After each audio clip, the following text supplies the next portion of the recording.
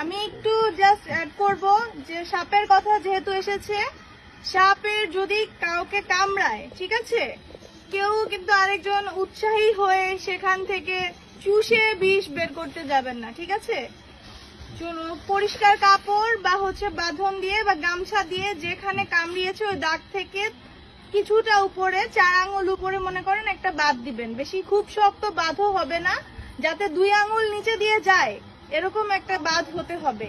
এবং বাঁধটা প্রতি 15 মিনিট পরে 1 মিনিটের জন্য একটু খুলে দিতে হবে। এভাবে করে অবশ্যই বাঁধার পরে সাথে সাথে তাকে নিকটস্থ স্বাস্থ্য কেন্দ্রে নিয়ে যেতে হবে। যেটা বলেছেন ওখানে আমাদের অ্যান্টি স্নেক ভেনম আছে, ওটা দেওয়ার ব্যবস্থা করা হবে, না থাকলে পরবর্তী যে স্টেশনে আছে সেখানে পাঠাবো। আর আরেকটা কথা হচ্ছে, ওই জায়গায় কোনো ঠান্ডা পানি ঢালার বা বরফ ঘষার দরকার নাই। এখন আমাদের কাছে বরফ পাওয়াও কঠিন, আমরা এখানে যেহেতু আশ্রয় কেন্দ্রে আছি। সবাইকে পরিষ্কার পরিচ্ছন্ন থাকতে হবে।